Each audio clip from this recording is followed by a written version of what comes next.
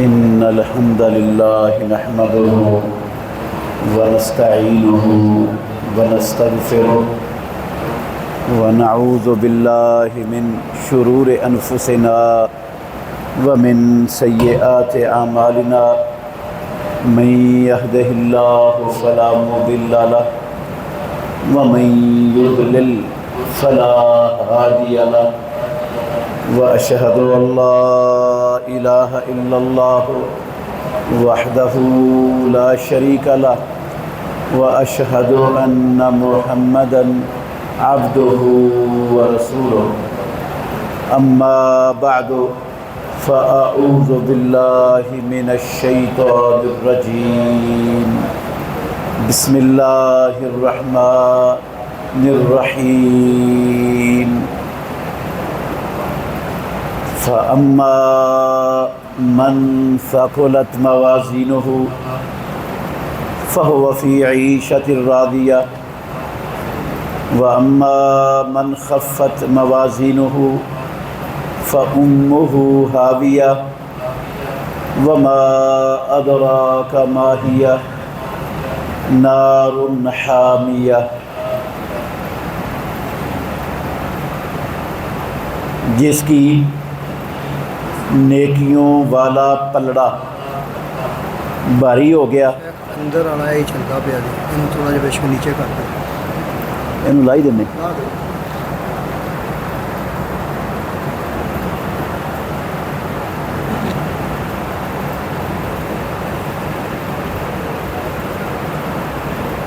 جس کی نیکیوں والا پلڑا بھاری ہو گیا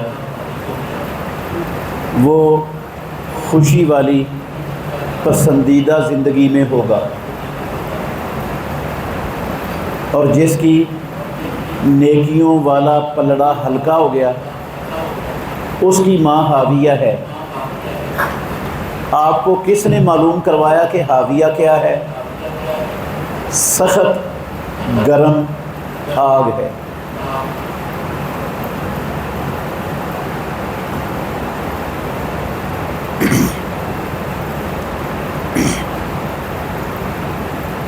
ہر قسم کی حمد و ثنا اللہ وحدہ لا شریک کی ذات اقدس کے لیے، بے شمار لا تعداد درود و سلام خاتم النبیین رحمت للعالمین محمد الرسول اللہ صلی اللہ علیہ وآلہ وسلم کی ذات گرامی کے لیے۔ عزیز بھائیوں، قابل احترام بزرگوں، اور جہاں تک میری آواز پہنچ رہی ہے سننے والی میری مسلمان بہنوں، ایک بہت بڑا اہم ترین مسئلہ وہ آپ کو سمجھانا چاہتا ہوں۔ اگر آپ غور سے سنتے رہو گے نا تو اللہ رب العالمین آپ کو نفع بڑھا دے گا، دنیا میں بھی اور آخرت میں بھی۔ اور آپ نے جو اپنا قیمتی وقت نکالا ہے، آپ تشریف لائے ہیں اپنی دنیاوی مصروفیتوں کو چھوڑ کر، یہ وقت دینا یہاں پر انشاءاللہ اس وقت دینے پر آپ کو زندگی میں کبھی پچھتانا نہیں پڑے گا۔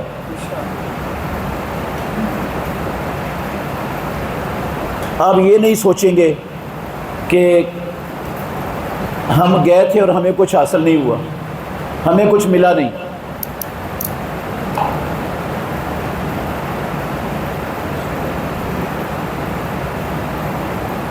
عزیز بھائیوں، بات اور مسئلہ سمجھانے کے کئی طریقے ہوتے ہیں۔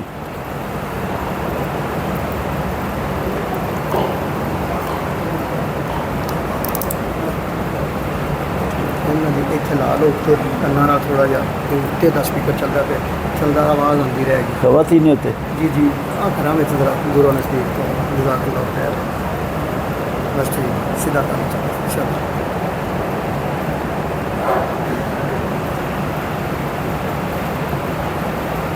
بات سمجھانے کے کئی طریقے ہوتے ہیں.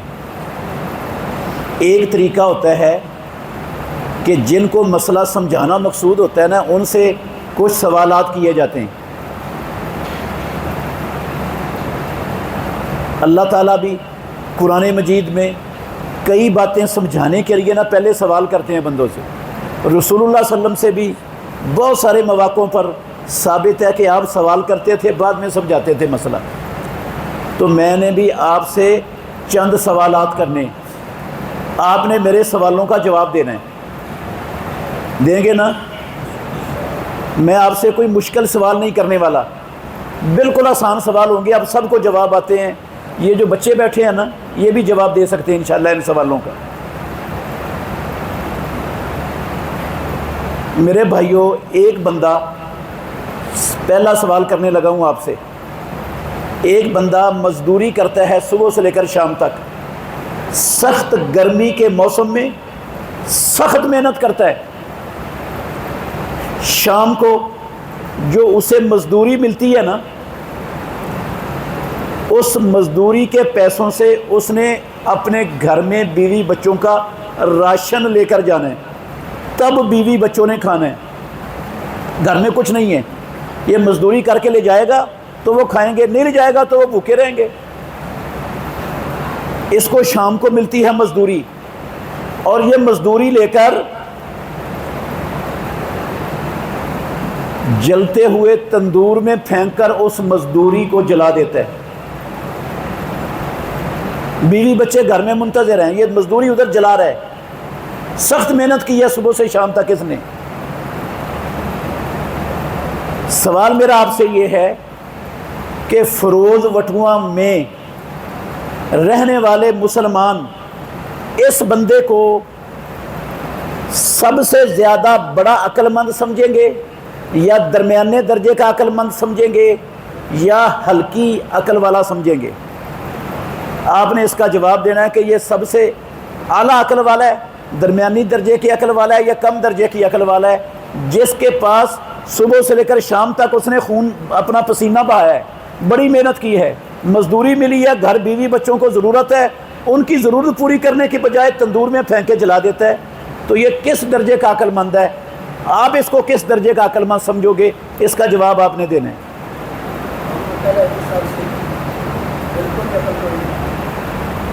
جی ہاں، آدھی عقل والا. بیٹھ جا بیٹا. جی بیٹا، یہ بندہ حقیقت میں عقل والا ہے ہی نہیں. اس کو معاشروں میں پاگل اور بیوقوف کہتے ہیں، عقل والا نہیں کہتے. کیا خیال ہے، یہ جواب صحیح ہے یا غلط ہے؟ ہاں؟ ایک دوسرا بندہ، دوسرا سوال ہے میرا، اس کی شادی ہوئی ہے، 1 سال گزر گیا، 2 سال گزر گیا، 10 سال گزر گیا، اولاد نہیں ہوئی. بڑے علاج کیے، بڑے حکیموں کے پاس، بڑے ڈاکٹروں کے پاس، بڑے عاملوں کے پاس چکر لگا لگا کے تھا، آخر 15 سال بعد اللہ نے بیٹا دے دیا. میرے محترم بھائیوں، اس بیٹے کے پیدا ہوتے ہی اس بیٹے کا گلا گھونٹ کے اس کو قتل کر دیتا ہے، یہ جس کو 15 سال بعد بیٹا ملا ہے. یہ عقل والا ہے یا بیوقوف اور پاگل ہے؟ ہاں؟ بیوقوف اور پاگل ہے، عقل والا نہیں ہے، معمولی بھی عقل والا نہیں ہے. ایک تیسرا سوال ہے میرا. ایک بندہ ساری زندگی محنت کرتا ہے، مزدوری کرتا ہے، بیوی بچے اس کے کرائے پر رہتے ہیں، اور وہ اچھی سوسائٹی میں ایک بڑا پلاٹ خریدتا ہے، اس پلاٹ پر 2-3 منزلہ عالی شان گھر بناتا ہے، اس گھر میں ساری ضروریات زندگی پوری کر دیتا ہے، کسی چیز کی کمی نہیں رہ گئی. جو جو سامان گھر میں ہوتا ہے سارا اس نے نیا سامان گھر میں لا کے رکھ لیا. اب اس نے بیوی بچوں کو اس نئے گھر میں منتقل کرنا ہے. وہ ان کو منتقل کرنے سے پہلے اس نئے گھر کی چھت پر چڑھتا ہے اور چھلانگ لگا کر سر کو نیچے کر کے خودکشی کر کے مر جاتا ہے. یہ بندہ عقل مند ہے یا بیوقوف ہے؟ اچھا آپ نے دیانتداری سے بتانا ہے، یہ جو آپ جواب دے رہے ہیں یہ آپ کے دل کی آواز ہے یا میرے کہنے سے اوپر سے جواب دے رہے ہیں؟ صحیح بتانا ہے. ہاں دل کی آواز ہے، واقعتاً بیوقوف سمجھتے ہیں. ہاں میرا چوتھا سوال ہے، یہ تینوں بندے، یہ مزدوری کو جلانے والا، 15 سال بعد ملنے والی اولاد کا گلا گھونٹ کے اس کو مارنے والا، گھر بنا کر بچوں کو لانے سے پہلے رہنے کی بجائے خودکشی کر کے مر جانے والا، یہ تینوں ایک درجے کے پاگل اور بیوقوف ہیں یا ان کی بیوقوفی میں فرق ہے؟ ہاں ایک درجے کے ہیں. یہ جواب غلط ہے آپ کا. آسان سوال کر رہا ہوں، آپ صحیح جواب نہیں دے رہے. یہ جواب غلط ہے. یہ تینوں بیوقوف، ان کے درجے میں فرق ہے. جو مزدوری چلا رہا ہے نا یہ چھوٹے درجے کا بیوقوف ہے، چھوٹا پاگل ہے. اس لیے کہ آج اس نے مزدوری جلا دی، کل پھر مزدوری کرے گا، کل اس کو پیسے مل جائیں گے، آج ادھار لے کے اپنے بیوی بچوں کو کھانا کھلا دے گا، کل اپنے پیسوں کا کھلا دے گا. اور جس کو پہلے ہی 15 سال بعد اللہ نے بیٹا دیا ہے، وہ اس کا گلا گھونٹ کے قتل کرنے والا، اب پتہ نہیں دوبارہ رب نے دینا ہے یا نہیں دینا، وہ تو رب کو پتہ ہے. پہلے بڑی مشکل سے ملے، اس کو قتل کرنے والا پیدا ہوتے ہی یہ اس سے بڑا پاگل اور بڑا بیوقوف ہے. اور جو بندہ گھر بنا کر سارا ساز و سامان لا کر بیوی بچوں کے ساتھ وہاں رہنے کی بجائے خودکشی کر کے مر جاتا ہے، وہ ان دونوں سے بڑا پاگل اور بیوقوف ہے. اس لیے میرے بھائیوں کہ اولاد تو ممکن ہے رب دوبارہ بھی دے دے، جو 15 سال بعد دے سکتا ہے وہ اس کے بعد بھی دے سکتا ہے. اس کے خزانوں میں تو کوئی کمی نہیں، اس کو کوئی روکنے والا پوچھنے والا نہیں ہے. لیکن یہ زندگی جو اس کو ملی تھی یہ دوبارہ مل جائے گی؟ ہاں زندگی نہیں دوبارہ ملنی. تو جو زندگی ختم کر رہا ہے وہ اس اولاد کو قتل کرنے والے سے بڑا بیوقوف ہے کہ نہیں؟ ہاں اب بتائیں یہ آپ کا جواب صحیح تھا یا یہ صحیح ہے؟ ہاں سمجھ آ گئی بات؟ آخری سوال ہے میرا، مسئلہ سمجھانا چاہتا ہوں آپ کو. میں نے کہا بہت بڑا زندگی کا مسئلہ سمجھاؤں گا، انشاءاللہ فائدہ بڑا ہوگا آپ کو. میرے بھائیوں ایک شخص کے پاس سرمایہ دولت ہے، ایک بندے کے پاس بہت قیمتی بڑی دولت ہے. وہ دولت یہ مزدوری سے، ماہانہ ملازم کی سیلری سے، سالانہ بندے کی آمدن سے زیادہ قیمتی ہے، اور 15 سال بعد ملنے والی اولاد سے بھی زیادہ قیمتی ہے، اور بندے کی جان سے بھی زیادہ قیمتی ہے. یہ سرمایہ بندے کے پاس ہے، اور یہ بندہ اس سرمایہ کو اٹھاتا ہے اور تندور میں پھینک کے جلا دیتا ہے، یا اس کو تیلی لگا کر اس سارے سرمایہ کو پھونک دیتا ہے. یہ کس درجے کا عقل مند ہے؟ سوال ہے آپ سے، کس درجے کا عقل مند ہے یہ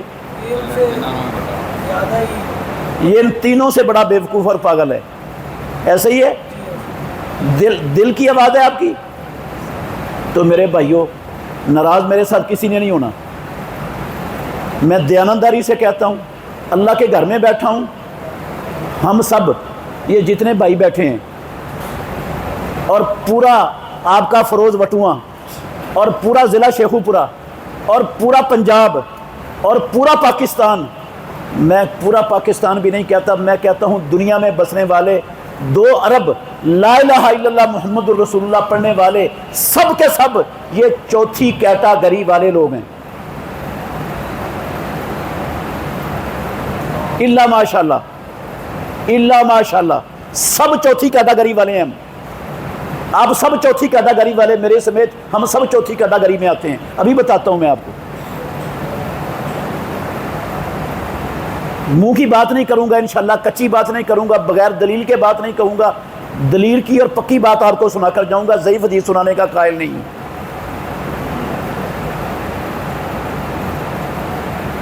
ہم سب یہ چوتھی کیٹاگری والے ہیں.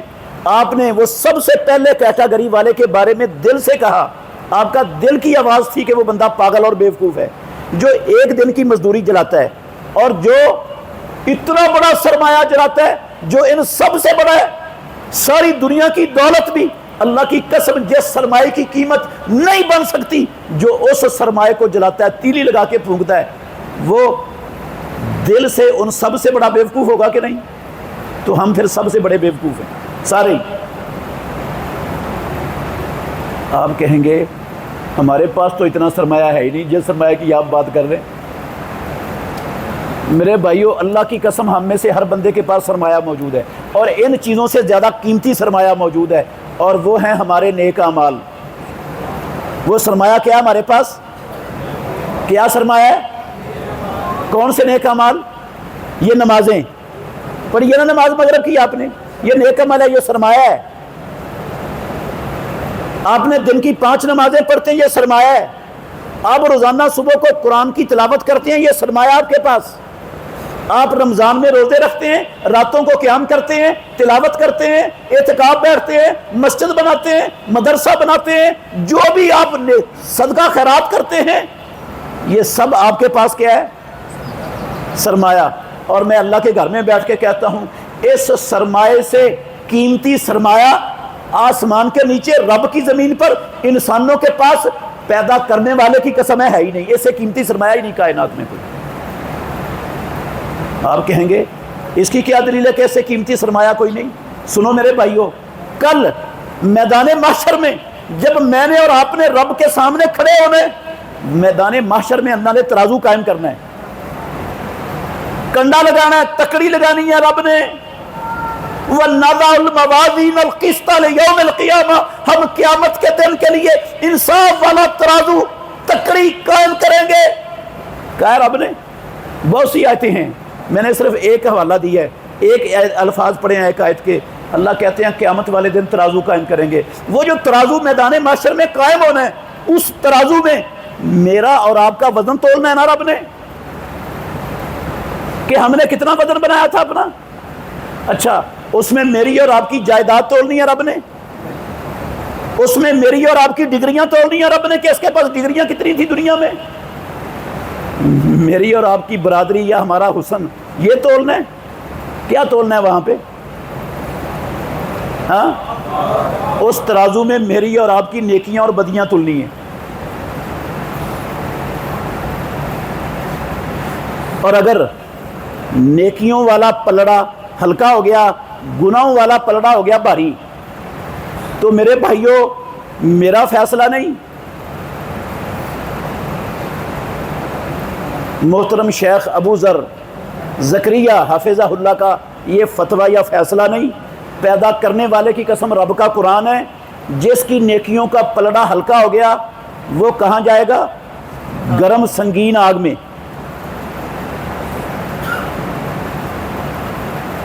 نیکیاں تلنی ہیں وہاں پر, بدیاں بھی, گناہ بھی تلنے, اور ان نیکیوں اور ہمارے اعمال کی بنیاد پر جنت اور جہنم کا فیصلہ ہونا ہے. مجھے آپ دیانتداری سے بتا دیں, کوئی اور شے ہے کائنات میں نیک اعمال کے علاوہ جن کی بنیاد پر جنت اور جہنم کا فیصلہ ہونا ہے؟ کوئی ہے کائنات میں؟ اللہ کی قسم کوئی شے نہیں ہے. جنت اور جہنم کا فیصلہ نیکیوں اور بدیوں کی بنیاد پر ہونا ہے, اور رب نے کرنا ہے قیامت والے دن. پوچھ لو امام الانبیاء سے, آپ سب جانتے ہیں, لمبی حدیث ہے, آپ سب نے سنی ہوئی ہے. اس میں ایک جملہ یہ ہے, امام الانبیاء نے اپنی لخت جگر سیدہ فاطمہ الزہرا رضی اللہ عنہ کو مخاطب کر کے کہا تھا, یا فاطمہ بنت محمد سلیلی من مالی ما شئت لا اغنی عنک من اللہ شیئا. اے محمد کی لخت جگر فاطمہ, مجھ سے جو میرے پاس ہے مانگ لو جو مانگ سکتی ہو. کل قیامت کے دن میں آپ کے کام, قیامت کے دن میں آپ کو بچا مت سمجھنا. میں خاتم النبیین کے جگر کا ٹکڑا ہوں, امام الانبیاء کی بیٹی ہوں, محمد الرسول اللہ میرا ہاتھ پکڑ کے جنت میں لے جائیں گے. میں اللہ کا نبی اعلان کرتا ہوں, دنیا میں کہہ رہا ہوں, میں تیرے کام قیامت والے دن میں نہیں بچا سکتا. بچنا کس سے؟ کام کس نے آنا میرے اور آپ کے قیامت والے دن؟ نیک اعمال نے. کوئی رسول اللہ صلی اللہ علیہ وسلم اپنی لختے جگر کے کام نہیں آتے، میرے اور آپ کے کام کیا آئیں گے؟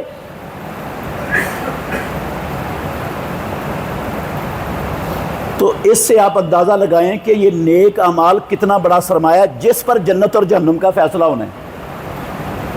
اور ہم جو نیک اعمال کرتے ہیں نا، اور میرے بھائیوں ناراض نہیں ہونا، میں آپ کو مسئلہ سمجھانے بیٹھا ہوں، انشاءاللہ سمجھا کے جاؤں گا، فائدہ بڑا ہوگا آپ کو۔ میں نے پہلے کہا ناراض نہیں ہونا میرے ساتھ، میں دشمن نہیں ہوں آپ میں سے کسی کا، میں آپ کا بھلا چاہتا ہوں، میں کسی کا دل دکھانے کے لیے یہ کڑوی باتیں نہیں کرنے لگا آپ کے ساتھ، باتیں کڑوی ہیں تھوڑی سی، لیکن آپ کے بھلے کے لیے کروں گا، آپ کو جہنم سے بچانے کے جذبے سے کروں گا۔ میرے بھائیوں، ہم جو یہ سرمایہ کماتے ہیں نا اپنا قیمتی وقت لگا کر، اپنے پیسے لگا کر، ہم روزانہ اس سرمایہ کو اپنے ہاتھ سے پھونک دیتے ہیں، تیلی لگا کر راکھ بنا دیتے ہیں۔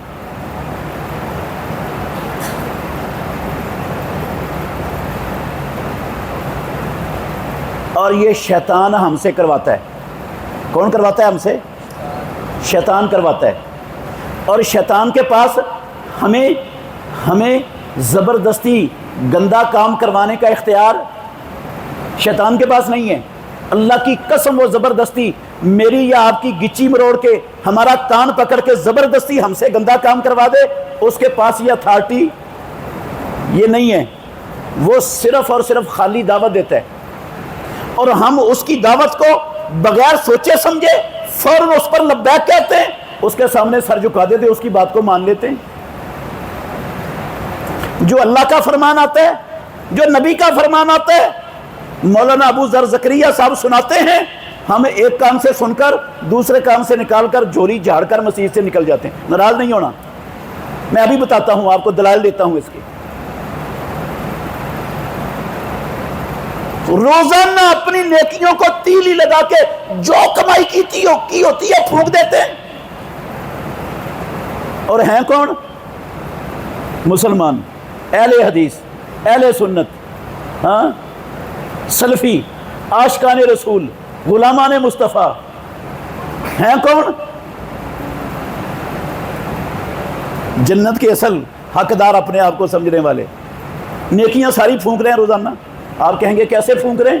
سنو میرے بھائیوں،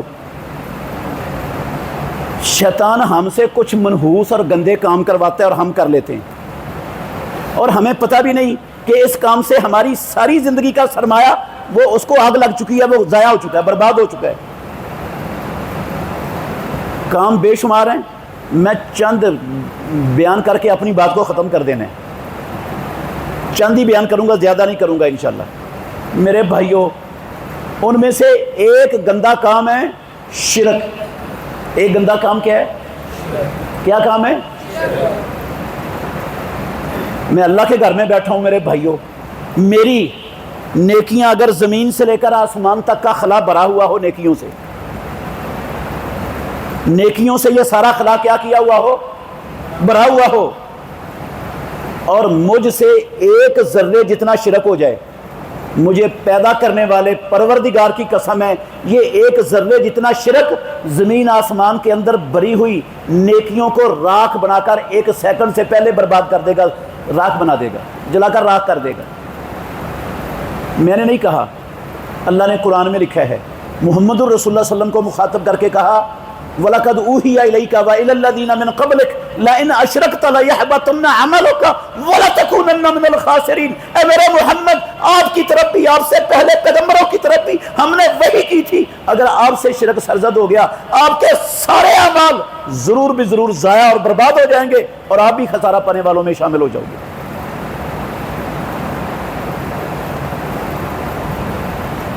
رسول اللہ صلی اللہ علیہ وسلم سے ہو جائے شرک، آپ کی ساری نیکیاں ضائع، آپ گھاٹا اور خسارہ پانے والوں میں شامل۔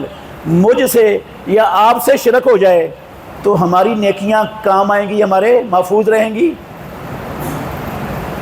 رسول اللہ صلی اللہ علیہ وسلم کے مقابلے میں میں اور آپ شے کے ہیں، چیز کیا ہم؟ ان کی ساری نیکیاں باطل ہو جائیں شرک سے، میری قائم رہیں، میری کام آئیں، پھر قیامت والے دن تولی جائیں میں ترازو میں؟ نہیں ہو سکتا میرے بھائیو یہ. اور ہم توحید کا نام تو بڑا لیتے ہیں, توحید کے دعوے بھی بڑے کرتے ہیں, ناراض نہیں ہونا کسی بھائی نے, بار بار کہہ رہا ہوں.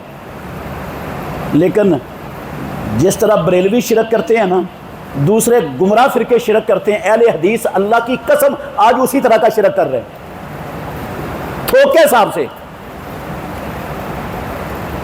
اب شرک صرف یہ بریلویوں کا یا شیعوں کا امتیاز نہیں رہ گیا, اب اہل حدیث بھی شرک کرنے میں ایک دوسرے سے آگے بڑھ رہے ہیں, شرک کر رہے ہیں, ہو رہا ہے, سرے عام ہو رہا ہے, اور ببانگے دوہل شرک ہو رہا ہے.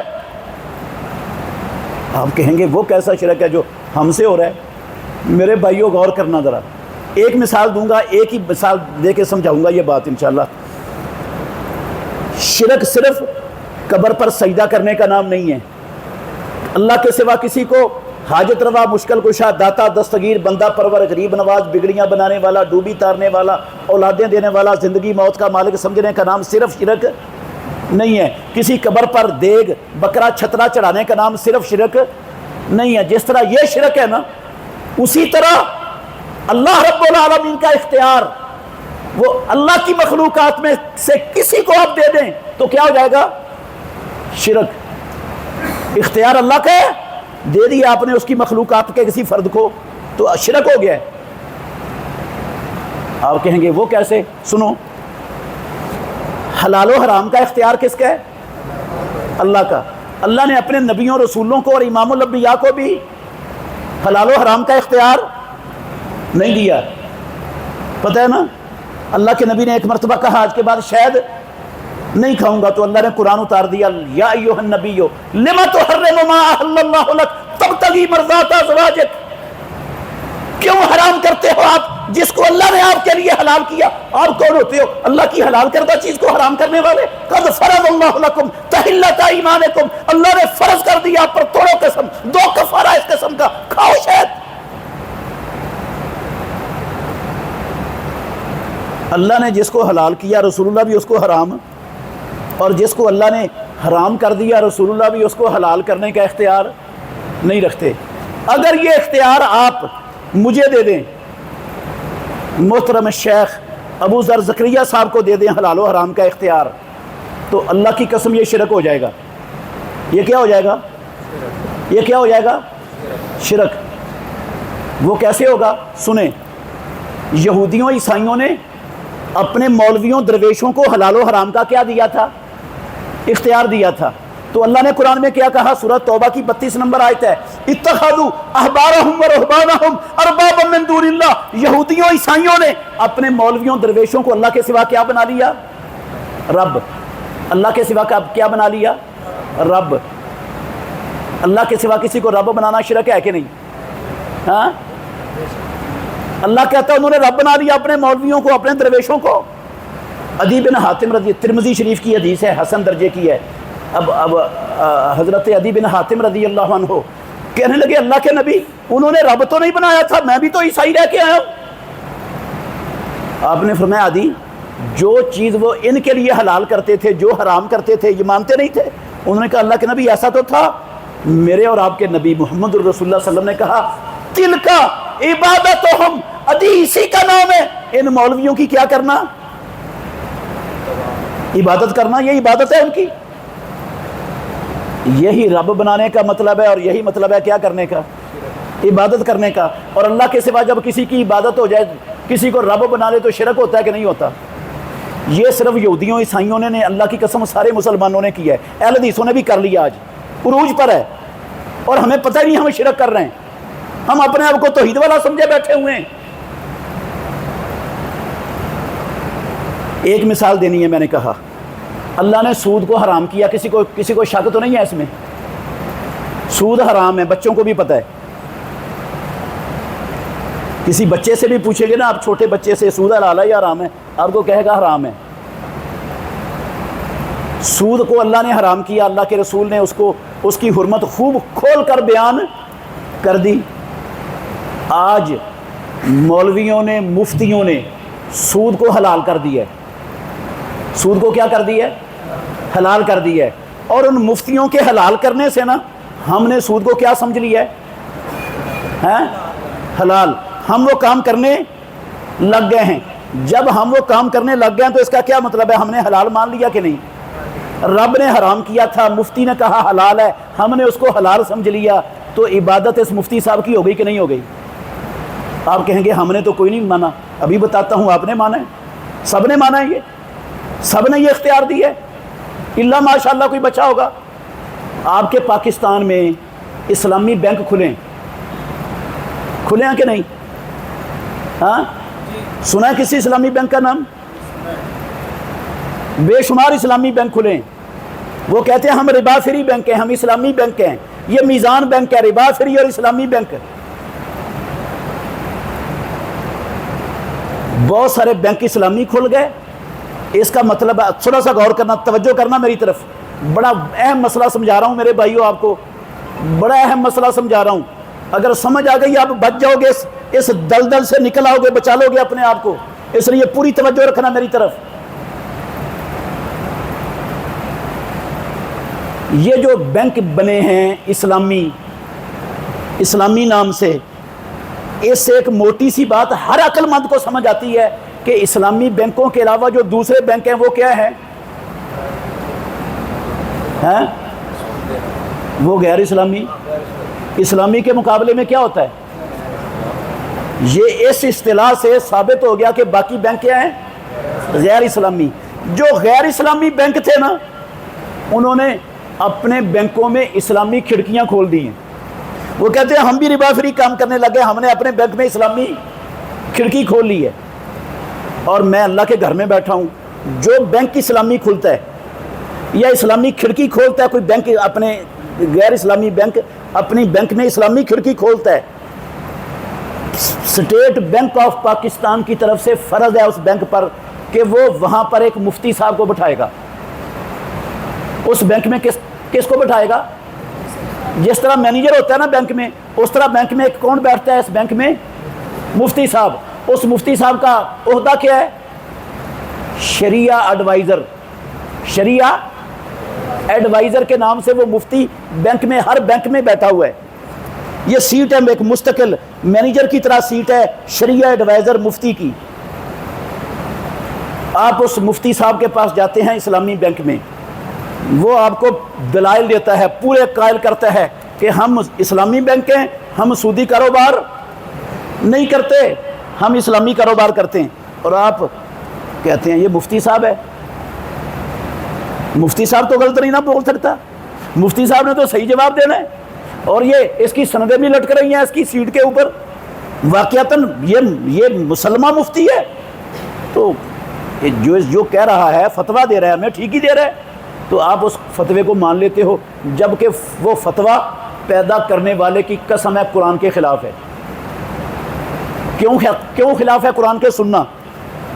ہو بینک, لفظ یاد رکھنا, ہو بینک اور ہو ربا فری, اللہ کی قسم یہ ممکن نہیں دنیا میں. بہت بڑی بات کہی ہے میں نے, بینک ہو ربا فری ہو, نہیں ممکن, ہو نہیں سکتا, نہیں ہو سکتا. یہ اور یہ جو کہتے ہیں ہم ربا فری بینک ہیں, یہ سارا سودی کاروبار کرتے ہیں دوسرے بینکوں کی طرح. کیا کرتے ہیں؟ اللہ کی قسم سود کو حلال کر کے سودی کاروبار کرتے ہیں. انہوں نے نام چیزوں کے چینج کر دیے ہیں, باقی ساری حقیقت وہی ہے. میں مثال دے کے جاؤں گا, انشاءاللہ سمجھا کے جاؤں گا, یہ کچی بات نہیں کر رہا. یہ جو غیر اسلامی بینک ہیں آپ کو 0 میٹر گاڑیاں دیتے ہیں, 0 میٹر گاڑی ملتی ہے آپ کو, قسطوں میں آپ نے اس کے پیسے جمع کروانے ہوتے ہیں بینک کو منافع کے ساتھ. اور وہ جو منافع ہے نا, اس کا نام رکھا ہوا ہے انٹرسٹ. کیا رکھا ہے اس کا نام؟ وہ کہتے ہیں ہم انٹرسٹ لیتے ہیں. اور یہ اسی طرح جس طرح یہ گاڑیاں یہ غیر اسلامی بینک دیتے ہیں, اسی طرح گاڑیاں اسلامی بینک بھی دیتا ہے. آپ میزان بینک سے بھی 0 میٹر گاڑی کیا کر سکتے ہیں, قسطوں پر لے سکتے ہیں, وہ بھی دیتا ہے. اور منافع یہ بھی لیتا ہے, منافع وہ بھی لیتے ہیں, منافع یہ بھی لیتا ہے. تو فرق کیا ہے؟ وہ کہتے ہیں ہم انٹرسٹ لیتے ہیں, یہ کہتے ہیں ہم رینٹ لیتے ہیں. انٹرسٹ کا نام کیا رکھ دیا؟ رینٹ. کسی چیز کا نام بدلنے سے کیا اس کی حقیقت بھی بدل جاتی؟ ہاں, اس کا حکم بھی شرعی بدل جائے گا نام بدلنے سے. آپ گائے کے بچے کا نام خنزیر رکھ دیں تو وہ خنزیر بن جائے گا. خنزیر کا نام گائے کا بچہ رکھ دیں تو گائے کا بچہ بن جائے گا. وہ نام چینج کرنے سے نہ حقیقت بدلتی ہے نہ حکم بدلتا ہے. ان بدبخت مفتیوں نے, رب کے دشمنوں نے اللہ کی قسم ساری امت کو اللہ اور اس کے رسول کے خلاف محاذ جنگ میں کھڑا کرنے کے لیے یہ باطل نظام گھڑا ان درندوں نے. اور مسلمانوں کو کہا ہم رینٹ لیتے ہیں, ہم سود. ایک آیا میرے پاس بینک والا, اسلامی بینک والا, اللہ کے گھر میں بیٹھا ہوں, وہ آیا نہیں, اس کو کوئی لے کے آیا پکڑ کر میرے پاس. میرا جاننے والا بندہ تھا, پڑھا لکھا تھا, اس کو آفر ہوئی بینک میں ملازمت کی, اسلامی بینک میں. اس نے مجھ سے مسئلہ پوچھا, ان سے بھی اس کے رابطے تھے, ان کے بھی رابطے اس سے تھے. میں نے کہا بھائی جان یہ کوئی اسلامی بینک نہیں ہے, سب فراڈ ہے, دجل ہے یہ, تو یہ اس بینک میں کاروبار نہ کرنا, اسلامی بینک میں نہ ملازمت کرنا. اس نے نا ان کو کہہ دیا میں نے نہیں ملازمت کرنی. وہ جو ان کا بڑا مفتی صاحب تھا نا, اس نے کہا ہم اسلامی کاروبار کرتے ہیں. آپ کو کس نے کہا یہ سودی کاروبار ہے, ہمیں لے جاؤ اس کے پاس. اس نے کہا وہ کہتے ہیں ہم نے آپ کے پاس آنا. میں نے کہا آ جاؤ, لے آئیں. وہ آ گئے میرے پاس, وہ بھی آ گیا بندہ مسئلہ سمجھنے کے لیے. میں نے کہا کہ یہ جو آپ رینٹ لیتے ہو یہ رینٹ نہیں ہے, آپ نے سود کا نام رینٹ رکھ دیا ہے, آپ جھوٹ بول رہے ہو, آپ سودی کاروبار کر رہے ہو. توجہ سے سننا میرے بھائیوں. کہتا ہے آپ رینٹ کے کاروبار کو سود سمجھتے ہو, سود کہتے ہو. یہ جو رینٹ کار, رینٹ موٹر سائیکل, رینٹ دکان, رینٹ مکان, یہ سارا سودی کاروبار ہے. میں نے کہا نہیں بھائی جان میں نے نہیں سود کہا ہے اس کو, یہ حلال کاروبار ہے, یہ سودی کاروبار نہیں ہے. اللہ کے نبی کی زندگی میں رینٹ پر چیز لی اور دی جاتی تھی, اگر سود ہوتا تو نہیں چلتا. تو کہتا آپ نے خود کہا یہ سود نہیں ہے تو ہم بھی تو رینٹ لیتے. وہ رینٹ کار, رینٹ موٹر سائیکل وہ سود نہیں, اور ہم رینٹ لے تو ہمارا سود ہو گیا. میں کیا تم رینٹ نہیں لیتے, تم جھوٹ بولتے ہو, دجل کرتے ہو, فراڈ کرتے ہو امت سے, تم سود لیتے ہو, تم نے جھوٹ کے ساتھ اس کا رینٹ نام رکھا ہے. کہتا نہیں رینٹ ہم نے نام نہیں رکھا, رینٹ لیتے ہیں.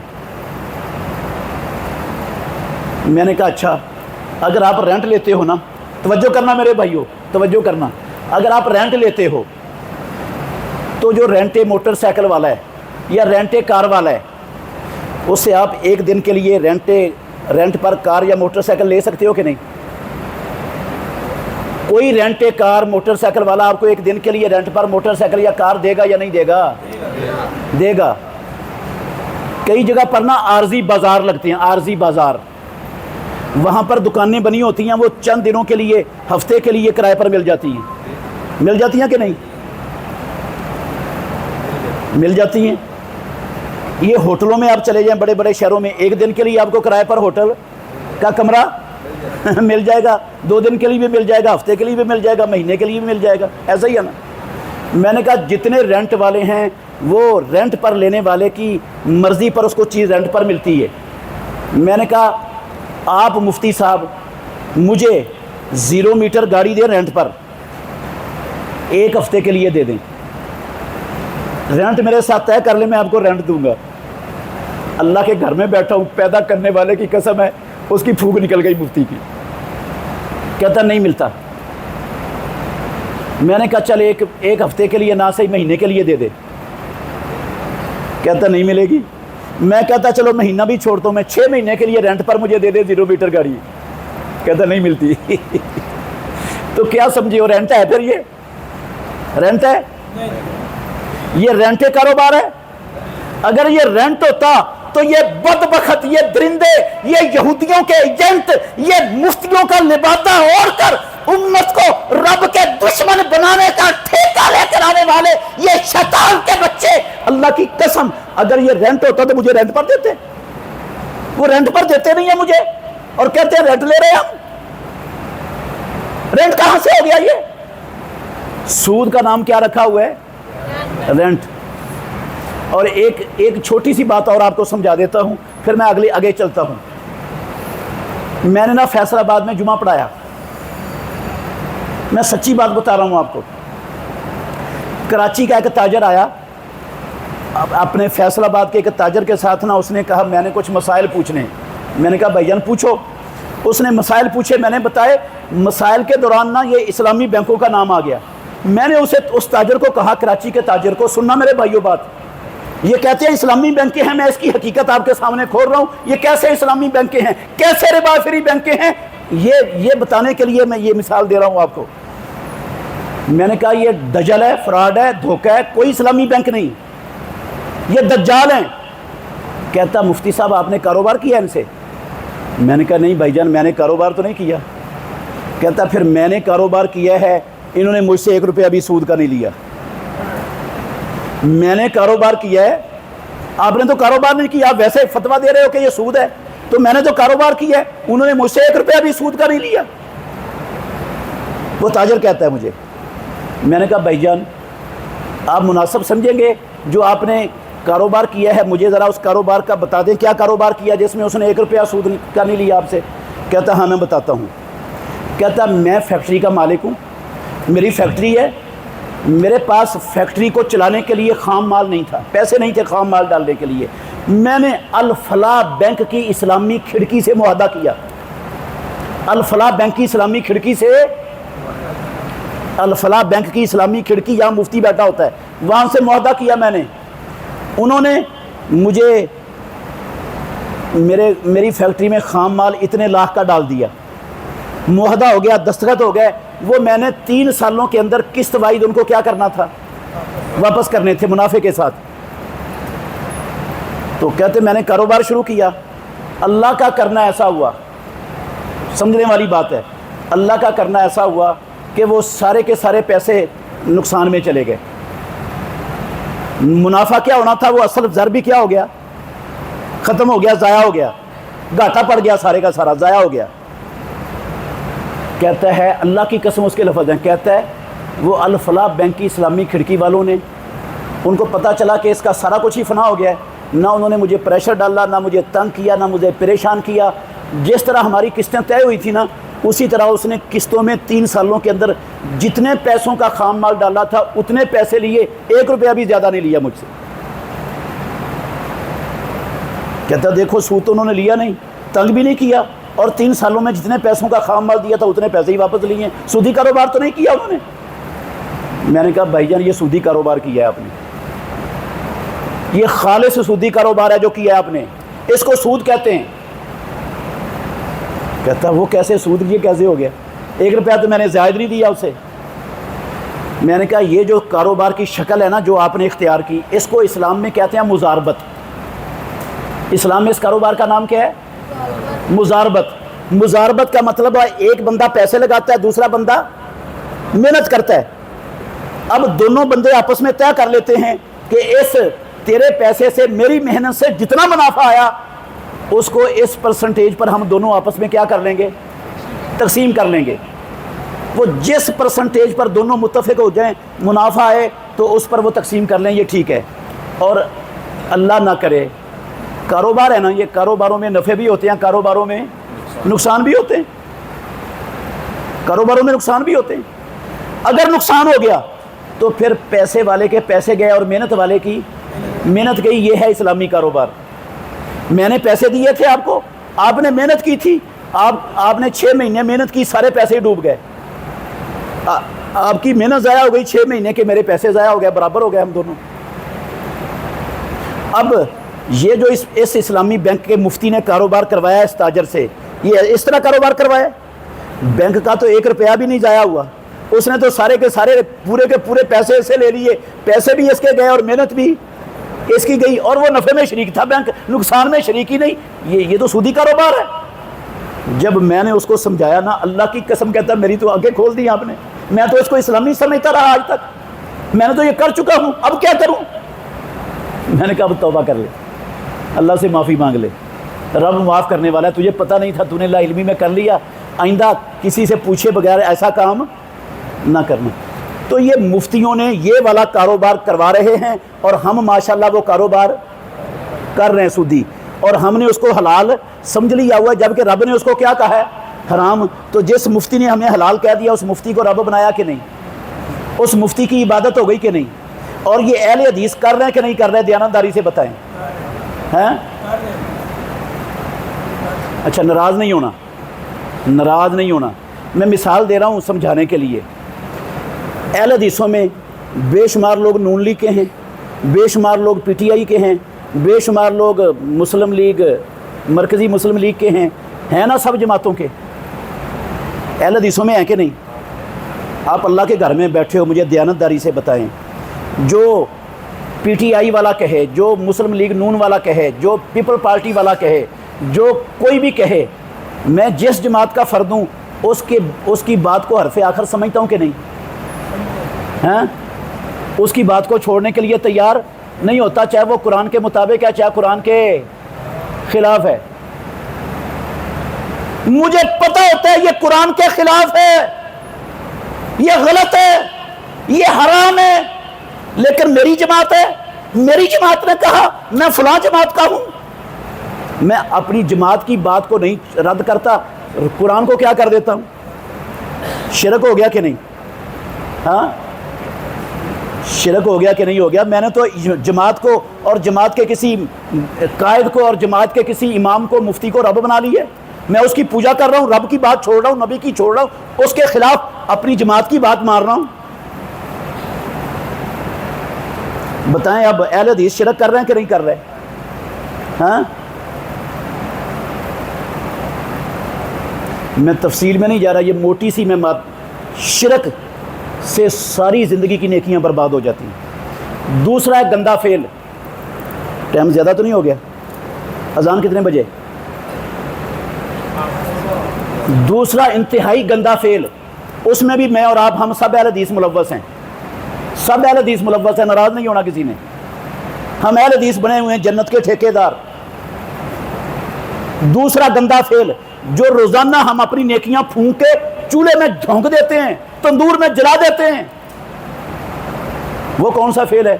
وہ ہے محمد الرسول اللہ صلی اللہ علیہ وسلم کی بے ادبی اور آپ کی گستاخی کا عمل۔ کون سا عمل؟ کون سا عمل؟ اللہ کے نبی کی بے ادبی اور گستاخی ہم کرتے ہیں اہل حدیث۔ ابھی ثابت کروں گا آپ کو۔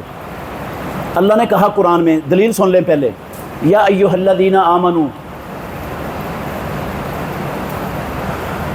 لا ترفعوا اصواتکم فوق صوت النبی ولا تجہروا لہ بالقول کجہر بعضکم لبعض ان تحبط اعمالکم۔ او ایمان والو، مومنو، کلمہ پڑھنے والو، اہل حدیثوں، اپنی آوازوں کو محمد الرسول اللہ کی آواز سے اونچا مت کرو، اور محمد الرسول اللہ کو ایسے نہ بلاؤ جیسے تم آپس میں ایک دوسرے کو بلاتے ہو۔ اگر ایسا کرو گے تمہاری آواز اللہ کے نبی کی آواز سے اونچی ہو گئی، ان تحبط اعمالکم، تمہاری ساری زندگی کی نیکیاں حبط، برباد، رائے گاں، ضائع ہو جائیں گی۔ قرآن میں لکھا ہے رب نے، اگر تم نے نبی کی معمولی سی گستاخی کر دی، آپ کی آواز سے اپنی آواز کو اونچا کر لیا، تو آپ کی نیکیاں کیا ہو جائیں گی؟ ضائع۔ سچا ہے قرآن یا غلط ہے؟ پتہ ہے آپ کو، ابو بکر و عمر رضی اللہ عنہ، میں تفصیل میں نہیں جانا چاہتا، آپ نے سنا ہوا ہے، ورنہ پوچھ لینا شیخ صاحب سے، موجود ہے آپ کے پاس 24 گھنٹے۔ ابو بکر و عمر رضی اللہ عنہ کا تکرار ہو گیا رسول اللہ صلی اللہ علیہ وسلم کی موجودگی میں، آواز تھوڑی سی اونچی ہو گئی، اللہ نے یہ آیت اتاری۔ ابن ابی ملیکہ کہتے ہیں، کاد الخیران ان یہلکا، قریب تھا کہ رب کی زمین پر، آسمان کے نیچے، اولاد آدم میں نبیوں کے بعد سب سے افضل ترین ہستیاں دونوں برباد ہو جاتی، قریب تھا دونوں برباد ہو جاتی۔ اللہ کے نبی کی موجودگی میں ان کی آواز کیا ہو گئی؟ بلند ہو گئی۔ او میرے بھائیو، محمد الرسول اللہ صلی اللہ علیہ وسلم کی زندگی میں تو بلند آواز کا مطلب سمجھ آتا ہے۔ آج اللہ کے نبی تو موجود نہیں ہے ہمارے پاس، کچھ لوگوں کے پاس تو موجود ہے، ہر جگہ دم بدم پڑھو، درود حضرت بھی ہیں، یہاں موجود اور گلے پھاڑ پھاڑ کے وہ تقریریں بھی کرتے ہیں، شرم ہی نہیں آتی ان کو، ان کی بات نہیں کرتا۔ ہمارے عقیدے میں تو محمد الرسول اللہ صلی اللہ علیہ وسلم اللہ کی جنتوں میں ہیں، عالم برزخ میں ہیں، وہ ہماری نہ سن سکتے ہیں نہ ان کو پتہ ہے ہم دنیا میں کیا کر رہے ہیں۔ وہ برزخی زندگی میں زندہ ہیں، اس کا دنیا والی زندگی سے کوئی لنک اور تعلق نہیں ہے کسی قسم کا۔ اب ان کی آواز سے اونچی آواز کرنے کا مطلب کیا ہے؟ قرآن تو قیامت تک کے لیے ہے، اور یہ خطاب مومنوں کو، قیامت تک کے آنے والے مومنوں کے لیے رب کا خطاب ہے۔ آپ دیانتداری سے بتائیں، اللہ کے گھر میں بیٹھے ہو، میں تفصیل میں نہیں جا رہا، محمد الرسول اللہ صلی اللہ علیہ وسلم کی زبان سے نکلے ہوئے الفاظ احادیث کی شکل میں آج دنیا میں موجود ہے کہ نہیں؟ وہ رسول اللہ کی آواز ہے یا نہیں ہے؟ ایک طرف آ جائے رسول اللہ کی بات، کس کی بات آ جائے؟ کس کی بات آ جائے؟ رسول اللہ کی۔ اور دوسری طرف ہو میرے ابے کی بات، میری امی کی بات، میری برادری کی بات، میرے خاندان کی بات، ہاں، دوسری طرف ہو میرے سیاسی رہنما کی بات، دوسری طرف ہو میرے نفس کی بات، نفس کا تقاضا۔ ہم اللہ اور اللہ کے رسول کی بات کو کھڈے نہ لگاتے ہیں، اپنے نفس کی بات کو کیا کر لیتے ہیں؟ آگے کر لیتے ہیں۔ ہر بندہ کرتا ہے ہم میں سے، الا ماشاءاللہ، الا ماشاءاللہ۔ تو یہ اگر نبی کائنات کا فرمان آ گیا، میں ایک مثال دوں، ناراض نہیں ہونا، میں بار بار آپ سے درخواست کر رہا ہوں، منت کر رہا ہوں، ناراض نہیں ہونا، میں دشمن نہیں ہوں آپ کا، اللہ کی قسم اٹھا کے کہتا ہوں، کسی کا دل دکھانے کے لیے نہیں آیا ہوں۔ اللہ کے نبی کا فرمان ہے، صحیح بخاری کی حدیث ہے، وفر اللحاد، داڑھیوں کو وافر کر دو، اوف اللحاد، داڑھیوں کو پورا کر دو، وف اللحاد، داڑھیوں کو معاف کر دو۔ مسلم میں ہے، ارخ اللحاد، داڑھیوں کو لٹکا دو، ارجی اللحاد، داڑھیوں کو چھوڑ دو۔ ان کا مطلب ہے 5 قسموں کے لفظوں سے حکم دیا امام الانبیاء نے کہ رب نے جیسی داڑھی اگائی ہے اس کو سچی ویسی ہی رہنے دو۔ اللہ کی قسم، یہ رسول اللہ کی آواز ہے، یہ رسول اللہ کی آواز ہے، اور آج دنیا میں یہ آواز موجود ہے، اور قیامت تک اللہ نے اس آواز کی حفاظت کا ذمہ اٹھایا ہوا ہے۔ یہ آواز ہم سنتے ہیں، ہمارے کانوں میں پڑتی ہے حدیثوں کے، اور ہم اس رسول اللہ کی آواز کے آگے اپنی خواہش، اپنی مرضی، شیطان کی آواز کو اونچا کرتے ہیں کہ نہیں کرتے؟ ہاں، اپنی نیکیوں کو پھونک رہے ہیں کہ نہیں پھونک رہے ہیں؟ یا قرآن غلط ہے؟ ہاں، قرآن غلط ہے یا یہ نیکیاں پھونکنے والا عمل ہی نہیں ہے؟ ہاں، بتاؤ نا یار۔ نیکیاں تو پھونک رہے ہیں ہم، صبح شام خود پھونک رہے ہیں، اللہ کے نبی کی آواز کو گٹر میں بہاتے ہیں، اپنی آواز کو، شیطان کی آواز کو اونچا کرتے ہیں۔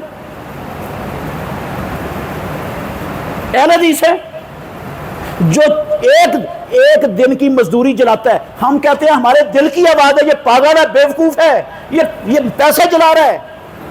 تو جو ساری زندگی کی سب سے بڑی دولت جلا رہا ہے روزانہ، وہ عقل مند ہو گیا، ہم سب عقل مند بن کے بیٹھے ہوئے ہیں یار۔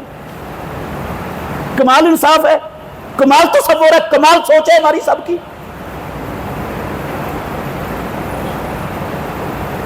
اچھا چلو، بے شمار لوگ ہیں جو کہتے ہیں ہم عاشقان رسول ہیں، ہم غلامان مصطفیٰ ہیں، صدقے واری قربان کے نعرے لگاتے ہیں، اللہ کے نبی کی آمد پر جشن مناتے ہیں، جلوس نکالتے ہیں، جھنڈے لگاتے ہیں، بڑے خوش ہوتے ہیں، بڑا کچھ کرتے ہیں۔ آپ کو سب کو پتا ہے کیا کچھ ہوتا ہے، بڑا کچھ ہوتا ہے۔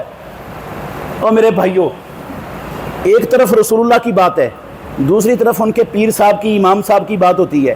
وہ رسول اللہ صلی اللہ علیہ وسلم کی بات کو قدموں تلے رون دیتے ہیں، اپنے امام کی بات کو نہیں چھوڑتے، اپنے بڑوں کی بات کو نہیں چھوڑتے۔ کیا انہوں نے رسول اللہ صلی اللہ علیہ وسلم کی بات کے آگے اپنے مولوی صاحب، پیر صاحب، امام صاحب کی بات کو مقدم کیا کہ نہیں کیا؟ یہ رسول اللہ صلی اللہ علیہ وسلم کی بے ادبی اور گستاخی ہو گئی کہ نہیں ہو گئی؟ اس کے عمل، یہ اپنے عمل برباد کر رہا ہے یا قرآن غلط ہے؟ ہاں، ساری قوم لگی ہوئی ہے، اللہ کی قسم نبی کی بات کی تو قدر ہی نہیں۔ جو ان کے امام نے کہہ دیا، جو ان کے مقتدی نے کہہ دیا، وہی سب سے بڑا عمل ہے، سب سے دینی بڑا وہ ہے۔ ساری نیکیاں پھونک رہے ہیں اور بنے بیٹھے کہ عقل مند، دنیا کے سب سے بڑے سمجھدار۔ اور پھر غور کرنا، تفصیل میں نہیں جا رہا، ختم کرنے لگا ہوں بات، آپ کا بہت ٹائم لے لیا میں نے۔ میرے بھائیوں، صحیح بخاری میں حدیث ہے، تیسرا عمل گندا ذکر کرنے لگا ہوں، تیسرا گندا عمل جو کر کے ہم اپنی نیکیاں روزانہ پھونکتے ہیں۔ بڑا پڑا ہے ہمارا اہل حدیثوں کے محلے، بستیاں، آبادیاں بھری پڑی ہیں نیکیاں پھونکنے والوں سے۔ غور کرنا ذرا، اللہ اکبر۔ اور میرے بھائیوں، और बुजुर्गो, प्यारे पैगंबर ने कहा, बुरैदा बिन हुसैब असलमी रजी अल्लाह अन्हु रावियां, सही बुखारी की हदीस है, मन फातत हो सलातुल असर फकद हबत अमलो, जिस बंदे की असर की नमाज फौत हो गई, इमाम अल अंबिया ने कहा उसके अमल बर्बाद हो गए। जिसकी क्या हो गई? असर की नमाज फौत हो गई, उसके अमल बर्बाद हो गए। दयानतदारी से बताना, आप अल्लाह के घर में बैठे हो, ये अहले हदीसों का माशाल्लाह इलाका है सारा। कितने लोग हैं जिनकी असर की बजाय पाँचों नमाजें रोज़ाना ज़ाया होती हैं। अहले हदीसों में अक्सरियत उनकी है या अक़लियत है उनकी? क्यों शेख साहब? अल्लाह की कसम अक्सरियत उनकी है जो एक भी नमाज नहीं पढ़ते। एक भी नमाज ना पढ़ने वालों की अक्सरियत। जिसकी एक नमाज इमाम अल अंबिया ने कहा फौत हो गई असर की, उसके अमाल ज़ाया हो गए, और जिसकी रोज़ाना 5 नमाजें फौत हो गई। हाँ,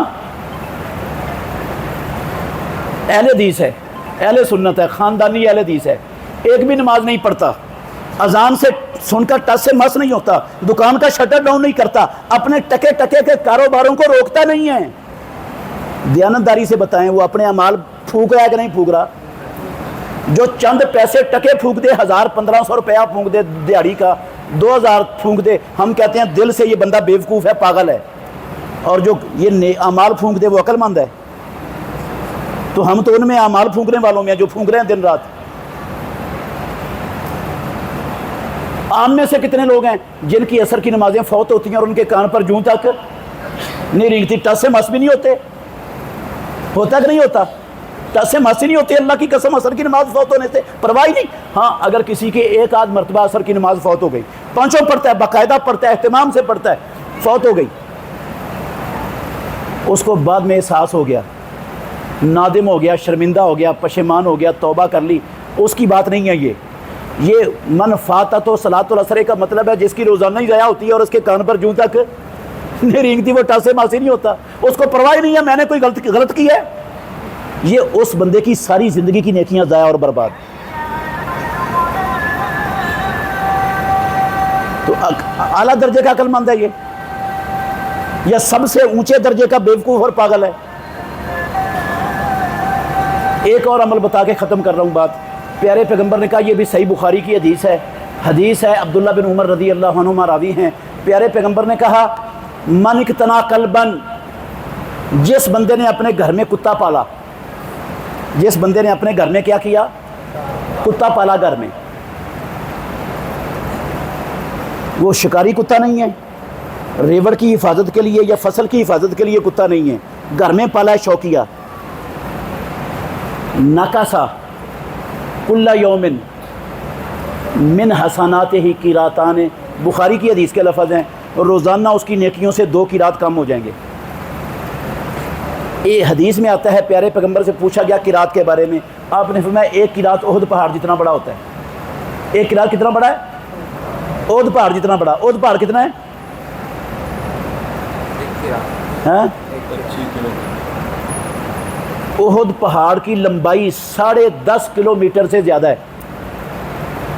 10.5 किलोमीटर से, सही राय तहकीक के मुताबिक 10 किलोमीटर से लंबा है ओहद पहाड़, ऊंचा भी है, चौड़ा भी है। इतने बड़े बड़े रोज़ाना नेकियों के 2 ढेर ज़ाया होते हैं उस मुसलमान के जिसने घर में क्या रखा हुआ है। आप शहरों में चले जाएं, ये पोश इलाकों में चले जाएं, ये बड़ी बड़ी जो अहम सोसाइटियां हैं मुसलमानों की, उन सोसाइटियों में चले जाएं, ये डिफेंस है, ये मॉडल टाउन है, ये जनाब बहरिया टाउन है, ये फ़लाँ टाउन है, ये फ़लाँ टाउन है, ये फ़लाँ, हर दूसरे तीसरे घर में उन्होंने कुत्ता रखा हुआ है, अपनी नेकियां रोज़ाना फूंक रहे हैं। और हैं कौन हमारी नज़र में? सबसे बड़े अक्लमंद, पढ़े लिखे, समझदार। हाँ, इमाम अल अंबिया कहते हैं रोज़ाना 2 किरात नेकियां बर्बाद हो रही हैं उनकी। पता नहीं नेकियां है भी नहीं, इतनी ज़िंदगी बर्बाद हो रही हैं रोज़ाना। और ये जो लोग कर रहे हैं, शायद आपके ये फ़रोज़ वटुआ में भी ऐसा कोई ख़ानदान हो, है कि कोई नहीं?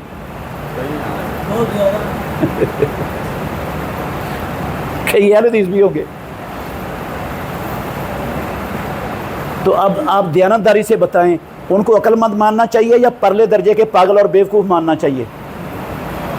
हाँ, बताओ ना यार। تو کبھی بیوقوف سمجھا ہے ان کو؟ اپنے آپ کو کون بیوقوف سمجھتا ہے؟ اپنے آپ کو تو بندہ کہتا ہے مجھ سے بڑا عقل مند دنیا میں پیدا ہی کوئی نہیں ہوا، میں ہی سب سے بڑا عقل مند ہوں۔ تو میرے بھائیوں، میں کرنا چاہتا تھا کچھ اور بھی، آپ میں سے کئی خوش ہو رہے ہوں گے کہ ہم نے یہ اسلامی بینکوں سے کوئی لین دین نہیں کیا، ہماری عصر کی نماز بھی نہیں فوت ہوتی، اور ہم نے گھر میں کتا بھی نہیں رکھا ہوا، ہم کسی کیٹاگری میں نہیں آتے، ہم بچ گئے ہیں، ہماری نیکیاں کوئی نہیں ضائع ہو رہی۔ میں نے کہا تھا سب کی نیکیاں، ہم سب نیکیاں پھونک رہے ہیں، اور وہ بھی سن لیں کہ ہم سب، کوئی بھی نہیں بچا ہوا آپ میں سے جو ابھی عمل بتانے لگا ہوں میں۔ پیارے پیغمبر محمد الرسول اللہ صلی اللہ علیہ وسلم سے نے کہا صحابہ سے، جانتے ہو مفلس کون ہے؟ سوال کیا آپ نے۔ جی اللہ کے نبی جانتے ہیں، جس کے پاس ساز و سامان نہ ہو، پیسے نہ ہو۔ آپ نے فرمایا میری امت کا مفلس وہ ہے جو قیامت کے دن آئے گا نماز کے ساتھ، روزے کے ساتھ اور زکوٰۃ کے ساتھ۔ ایک روایت، صحیح روایت میں لفظ ہے، آئے گا نیکیوں کے پہاڑ لے کر، لیکن کیسے آئے گا؟ قد شتم اعضاء، اس نے فلاں فلاں بندے کو گالیاں دی تھی زندگی میں، فلاں فلاں بندے پر تہمت لگائی تھی، بہتان باندھا تھا، جھوٹی تہمت لگائی تھی اس پر، اس نے فلاں بندے کا سر پھاڑا تھا، گولی چلائی تھی، اس کا خون بہایا تھا، ہاں پسلی توڑی تھی، بازو توڑا تھا اس کا۔ یہ فروز وٹوؤں کی خاص خبریں سنتا رہتا ہوں، یہاں لڑائیوں میں ماشاءاللہ بڑے شیر ہیں مسلمان اہل حدیث، ہاں ایک دوسرے کے بازو توڑنے میں، جانیں لینے میں، خون بہانے میں بہت آگے ہیں، چوریاں کرنے میں۔ اچھا یہ کیا کرتا تھا؟ یہ گالیاں نکالتا تھا، یہ جناب بہتان باندھتا تھا، یہ خون بہاتا تھا، اور یہ کیا کرتا تھا؟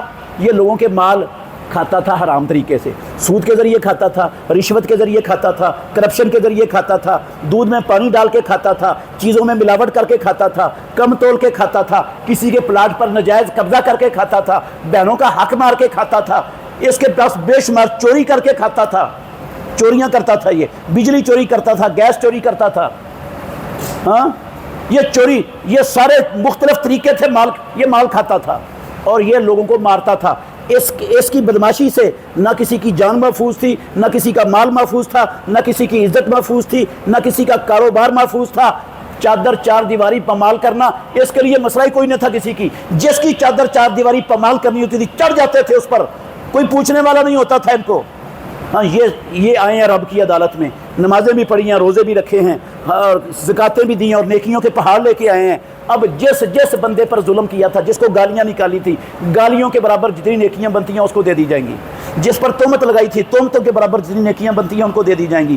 جس کی پٹائی کی تھی، اس کو پٹائی کے برابر، ظلم کے برابر جتنی نیکیاں بنتی ہیں اس کو دے دی جائیں گی۔ ساری نیکیاں، وہ پہاڑوں کے برابر نیکیاں ختم ہو جائیں گی، اور حقوق لینے والے ابھی باقی ہوں گے، جن کا چوری کر کے کھایا، رشوت لے کے کھایا، بہنوں کا حق مار کے کھایا، ملاوٹ کر کے کھایا، بدماشی سے کھایا، وہ اب ان کے گناہ لے کر اس پر ڈال دیے جائیں گے اور اس کو جہنم میں جھونک دیا جائے گا۔ امام الانبیاء نے فرمایا میری امت کا یہ بڑا مفلس ہے۔ میرے بھائیوں، شرک ہو گیا ہم سے، نبی کی گستاخی ہو گئی، کتا پال لیا، ہم نے عصر کی نماز چھوٹ گئی۔ پکی سچی توبہ کر لیں، پیدا کرنے والے کی قسم ہے رب معاف کر دے گا، سارے گناہ معاف ہو جائیں گے پکی سچی توبہ کرنے سے، اور عین ممکن ہے جو نیکیاں ضائع ہوئی ہو ان وجہ سے وہ رب واپس کر دے، وہ بھی ممکن ہے، وہ بھی ممکن ہے۔ اور واپس نہ بھی ہوں، دوبارہ میرے اور آپ کے پاس نیکی کرنے کا موقع موجود ہے، ہم دوبارہ پھر اپنی ترازو کو بھرنے کے لیے نیکیاں کر سکتے ہیں، موقع موجود ہے۔ لیکن یہ والا بندہ جو میدان محشر میں رب کی عدالت میں اپنی ساری نیکیاں تقسیم کر کے لوگوں کے گناہ اٹھا رہا ہے، وہاں اس کے لیے توبہ کا موقع ہے، ہاں وہاں اس کے پاس نیکی کرنے کا دوبارہ مہلت ہے۔ تو جو وہاں نیکیاں دینے کا ابھی بندوبست کر رہا ہے، اس سے بڑا پاگل اور بیوقوف دنیا میں کون ہے؟ مجھے ذرا دیانتداری سے بتا دو کون ہے اسے، ہاں اس سے بڑا پاگل اور بیوقوف کون ہے؟ اور ہم گالیاں نکالتے ہیں کہ نہیں نکالتے؟ ہاں لوگوں پر بہتان لگاتے ہیں کہ نہیں لگاتے؟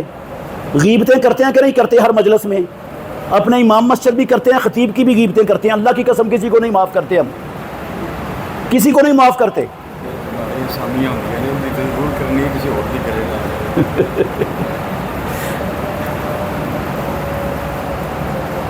جن کے ہاتھوں سے ایک امام مسجد، خطیب، دیندار بندہ محفوظ نہیں، دوسرا کیا محفوظ ہوگا اس کے ہاتھ سے؟ بتائیں ذرا، ہماری کوئی مجلس نہیں ہے جس میں ہم غیبتیں نہیں کرتے، اپنے رشتہ داروں کی کرتے ہیں، بھائیوں کی کرتے ہیں۔ ہمارے گھروں میں اللہ کی قسم ہماری مائیں اپنی بہوؤں کی غیبتیں کرتی ہیں، اور بہوؤں کن کی کرتی ہیں؟ اپنی ساسوں کی۔ نندیں اپنی بھابھیوں کی کرتے ہیں، بھابھی اپنی نندوں کی غیبتیں کرتی ہیں، اور ہماری بیویاں اپنے خاوندوں کی غیبتیں اپنی عورتوں کی سہیلیوں میں بیٹھ کر چلتا ہے سارا کچھ کہ نہیں؟ غیبتیں بھی کرتے ہیں، چگلیاں بھی کرتے ہیں، گالیاں بھی دیتے ہیں، بہتان بھی باندھتے ہیں، 2 نمبریاں بھی کرتے ہیں، اور ماشاءاللہ ہیں سب سے بڑے عقل مند۔ ساری نیکیاں اس وقت پھونکنے کے لیے بندوبست کر رہے ہیں، تیاری کر رہے ہیں جب بعد میں نیکی کرنے کا موقع نہیں ہے، نہ توبہ کا موقع ہے، اور عقل مند بنے بیٹھے ہیں ہم۔ اور وہ جو چند ٹکے جلا دیتا ہے اس کو کہتے ہیں ہمارے دل کی آواز ہے، وہ بیوقوف ہے، وہ پاگل ہے۔ کیا کمال ہے یار!